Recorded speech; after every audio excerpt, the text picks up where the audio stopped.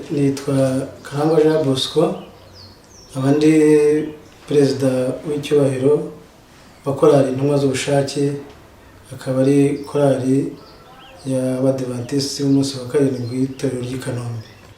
Tunejejwe no kubasuhuza mwe mwese abakurikiranye amajwi n'amashusho ya korali intumwa z'ubushake. Tunejejwe kandi no kubagezaho DVD ya 4 yitwa Shobuja ari intwari.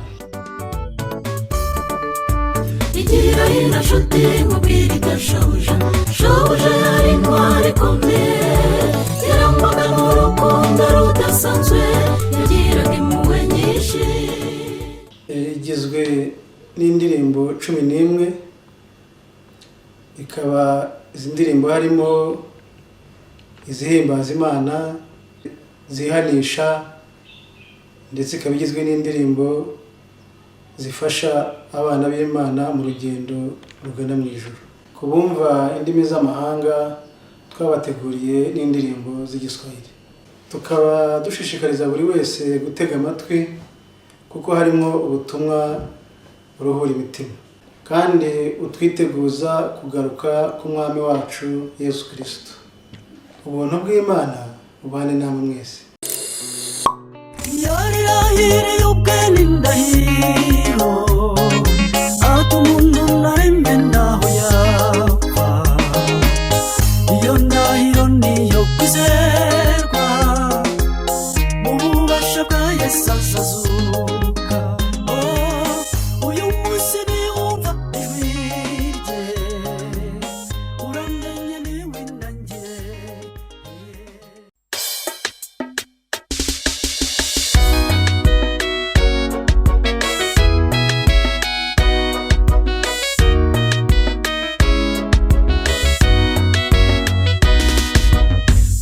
Ibuka mugenzi wanjye cyagiye wahigaga, igihe umuntu w'Imana yahagurukaga akabwiriza.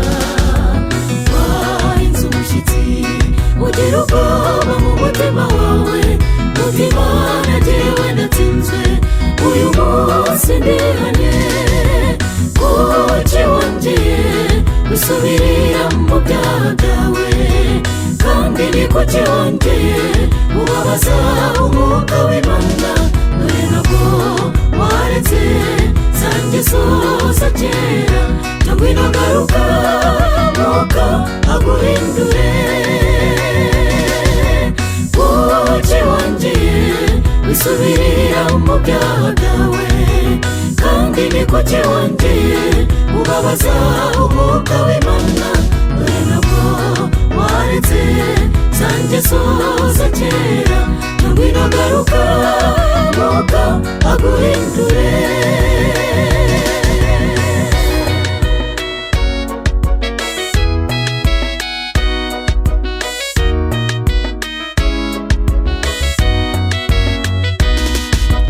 Wirigushukwa n'isi ndetse ikakuryohera, urasa n'umuntu uriye igiti kidafite imizi. Urasa n'umuntu uri mu nyanja kandi utazikoga, isaha yose n'umunota wose, ibyo byose byo kwicira.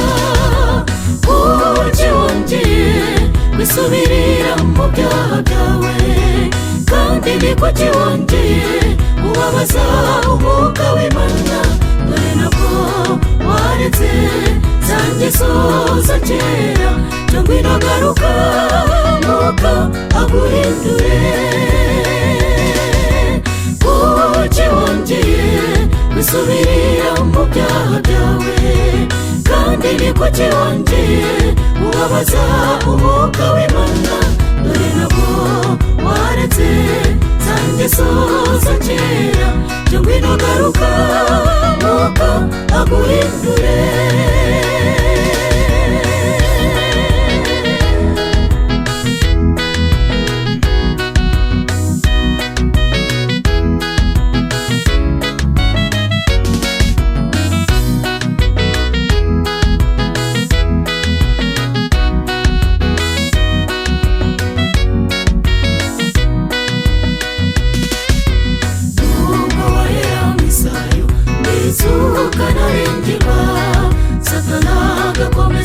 uruhinja ku ijuru ritakikwemera, ariko wibuke ko nawe uvugana n'umwami Yesu wabashe kuviramo aho ngaho iyasenze amwizeye. Kuki wongeye wisubirira mu byaha byawe, kandi ni kuki wongeye ubabaza umwuka w'Imana, dore nabwo waretse za ngeso za kera. Cyo ngwino garuka aguhindure. Kuki wongeye wisubirira mu byaha byawe, kandi ni kuki wongeye ubabaza umwuka w'Imana, dore nabwo waretse za ngeso za kera. Cyo ngwino garuka aguhindure. Kuki wongeye wisubirira mu byaha byawe, kandi ni kuki wongeye ubabaza umwuka w'Imana, dore nabwo waretse za ngeso za kera. Cyo ngwino garuka aguhindure.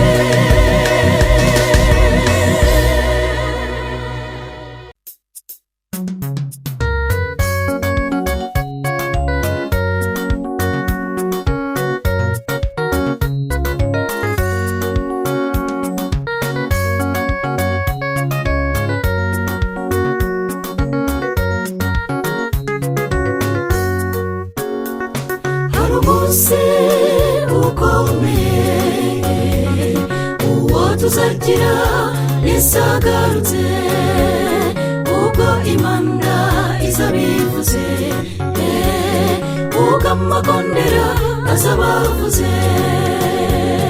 Uwo munsi uzaba mwiza kubizeye, uwo munsi uteye ubwoba nugera, abenshi bazahunga ubwiza bwe, batatira imisozi n'ibikombe ngo bibahishe, ariko bizaba byarangiye.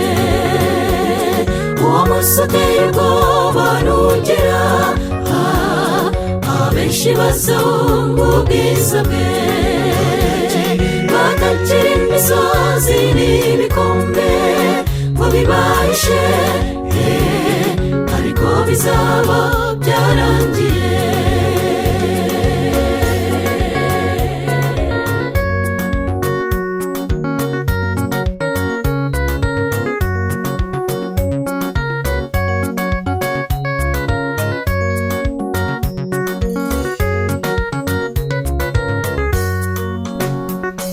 Ubu benshi bari kwitegura iby'uwo mwambaro twe tuzambara, ubwo tuzaba tunesheje, ubwo imibabaro izaba ishize. Icyo gihe tuzaririmba indirimbo nshya. Uwo munsi uteye ubwoba nugera, abenshi bazahunga ubwiza bwe, batatira imisozi n'ibikombe ngo bibahishe, ariko bizaba byarangiye.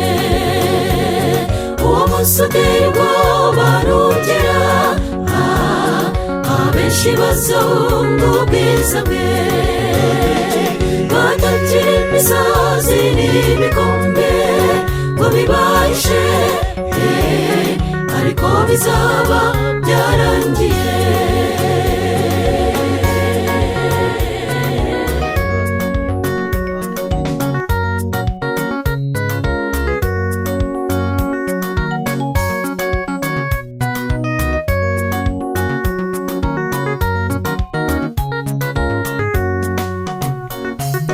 Mbega amarira,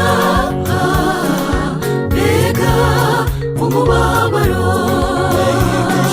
mbega ibyishimo, mbega umunezero. Hazaba ibihe birushya ariko mabubaha izina rye kandi bakomeza amategeko ngabidukingira azabahari tuzarindwa mu bubasha bwe tuzanesha uwo munsi uteye ubwoba nugera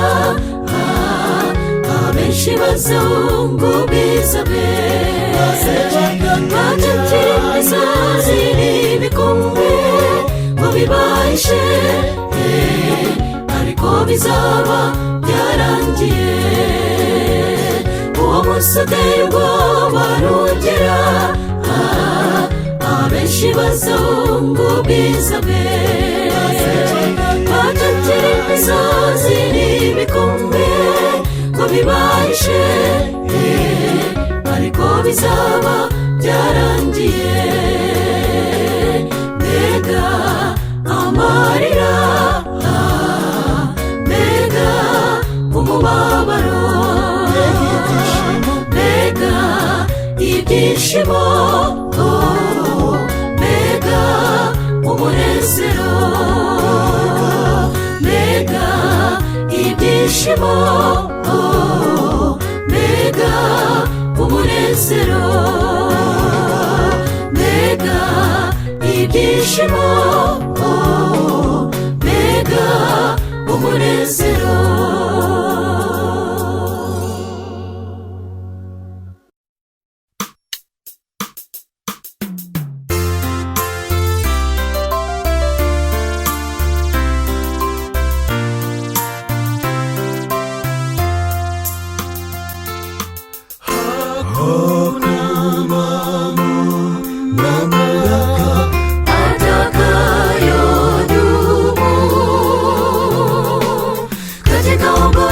Suwerusi na ndugu yake Amani mukate na tamani Wayahudi watakomezwe tena na yule Mordekai asulubiwe sasa ajue yapenda ukomeshwe na Mungu yapenda uwe huru lakini hizo mbinu za watu sizo za Muumbaji ukiwe unakata tamaa na rafiki zako kuhangaika hapo ndipo tunapata msaada jipe moyo uwe macho adui yapenda ukomeshwe na Mungu yapenda uwe huru lakini hizo mbinu za watu sizo za Muumbaji ukiwe unakata tamaa na rafiki zako kuhangaika hapo ndipo tunapata msaada jipe moyo uwe macho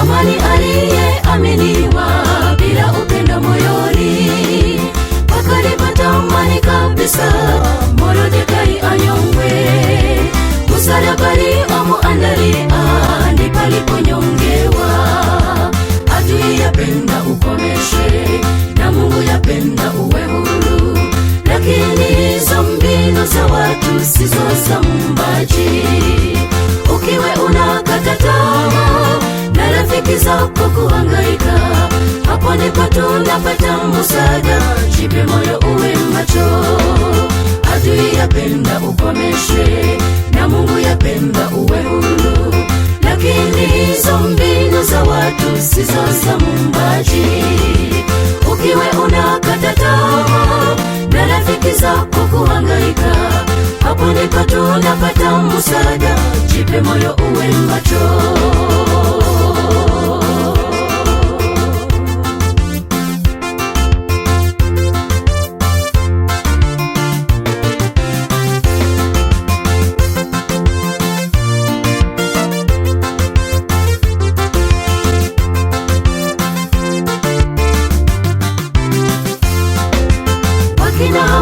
sasa ni wengi lakini Mungu anakujali amekugongea muhuri kweli una alama ya muhimu damu yake Yesu yakutakasa hatukiwa kuzimuni adui yapenda ukomeshwe na Mungu yapenda uwe huru